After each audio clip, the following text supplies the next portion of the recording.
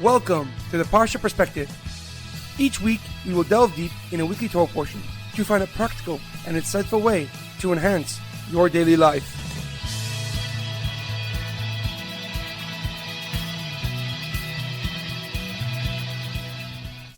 Thank you for tuning in.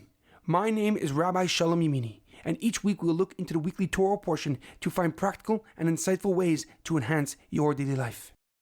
This week's Parsha Perspective is in honor of our homeland, Eretz Yisroel. May HaKadosh Baruch Hu, may God protect our soldiers as they eradicate our enemies. May He return all the hostages from Gaza, and may He comfort all those who have lost family or friends, and give a complete refuah shalema, a speedy recovery to Avraham Avinu ben Shoshana and all those who were injured in the attack or afterwards.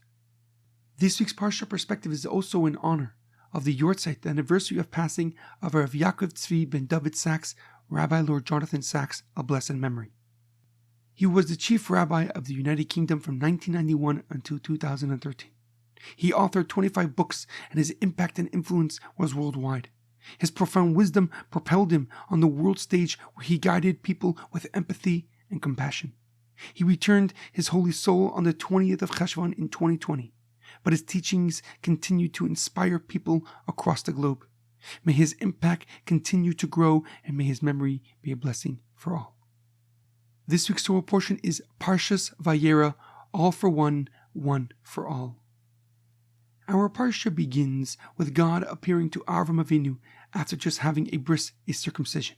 To ease his pain, God made the sun exceptionally hot, so there would be no travelers for Avram to host and fulfill his most favorite mitzvah, hosting guests, hachnasas orchim. But after seeing how much it bothered Avram that he had no one to help, God sent 3 angels in the form of men to visit him. When Avram saw these 3 angels in the distance, he quickly ran after them and brought them to his tent. He had them wash their feet and cool down in the shade, while Sarah, his wife, made 3 matzahs for the guests to eat, as it was the holiday of Pesach. Avram then sent his son Yishmael to slaughter 3 small calves, one for each guest to eat. And while he just had a circumcision, Avraham Avinu himself cared and attended for each traveler, for each angel. Each of the 3 angels had a unique job. One was to inform Avram and Sarah that they were to have her son precisely in 1 year. And listening from the tent, Sarah Imenu began to laugh, thinking that it was physically impossible to have a child. But God was not impressed with Sarah. He turned to Avram and asked him, why did Sarah laugh? And therefore the baby that was born a year later was named Yitzchak, which stems from the Hebrew word of laughter. The other 2 angels left Avram's tent and proceeded on with their mission. One angel was tasked with destroying Sodom and Amorah for their depravity and immorality, while the other angel was to save Lot and his family and bring them to safety. However, a question comes to mind. Avraham Avinu encounters 3 angels during his conversation with God, each one with a specific job. According to the Talmud, these were the highest ministering angels, Malach Michael, Malach Gabriel, and Malach Raphael. Malach Michal's job, Angel Michal's job, was to tell Avram the good news, that he and his wife Sarah will finally have a child after so many years of marriage. The second angel, Malach Gabriel, was to destroy and overturn Sodom and Amorah for their depravity and immorality. The last angel, Malach Raphael, was to heal Avram from the pain of the bris milah he gave himself just a few days earlier. Rashi on this pasuk explains that there were 3 angels because an angel can only do one job, one task, before returning back to God. And yet we see that one angel, Malach Michael, told Avram the good news that he and his wife Sarah would have a child to be his descendants, and then went to save Lot in Sodom from destruction. Why did the angel Malach Michael, have 2 missions if a malach is only capable of doing one task at a time?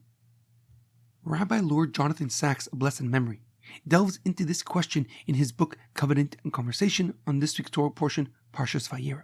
He writes that although it may seem like separate missions, healing Avraham Avinu and saving Lot from destruction at their core is the same mission. The Talmud in Baba Metzia details the interaction between Avraham Avinu and the 3 highest ministering angels, Malach Michael, Malach Gabriel, and Malach Raphael. Initially, the angels were standing on top of Avraham Avinu. The pasuk writes, "Vayisa Inov," and Avram lifted his eyes, "Vayar v'hine shalish anashim nitzavim alav." and there were 3 men standing on top of him. And then the pasuk continues, Vayar vayoras likroisam, and then he ran to greet them. If the angels were near him, why did Avraham Avinu run after them? The Talmud answers that at first the angels, the malachim, were right near his tent. But when they saw Avraham Avinu in pain, suffering from the pain of the bris milah, they began to backtrack. While in pain, though, Avraham Avinu ran after them to fulfill his most favorite mitzvah, hachanasas orchim, hosting guests. Rabbi Sachs explains that the reason that the angel Machol, Malach Machol, can do 2 seemingly separate tasks is because they are essentially one mission. In the merit of Avram's connection to HaKadosh Baruch Hu and love of humanity, Lot, his nephew, and his family was saved. As Malach Machol told Avram that he would finally have the son who would continue his legacy, his whole family merited salvation. And this profound lesson is ever more relevant as the war against our enemies continues in the land that we call home, Eretz Yisroel. So many of our brothers and sisters have sacrificed their lives for the sake of God's holy name. Thousands of soldiers are on the front lines, putting their lives in danger for the sake of each one of us.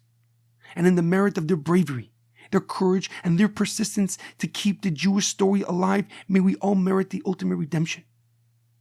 And although in the past few months our nation's unity has been put to the test, fortunately that division was shallow at best. No matter where we are in the world, the Jewish nation is inherently connected to its core. And the unity and oneness displayed today is the innate and natural experience of the Jewish story, of the Jewish nation. And throughout our history, we have suffered when we have differentiated and separated ourselves from our brothers and from our sisters. But we have also experienced the greatest salvations, the greatest redemptions when we remembered that we are truly one. Bayamim hahem uvizman hazeh. In those days and in these times, Am Yisrael Chai.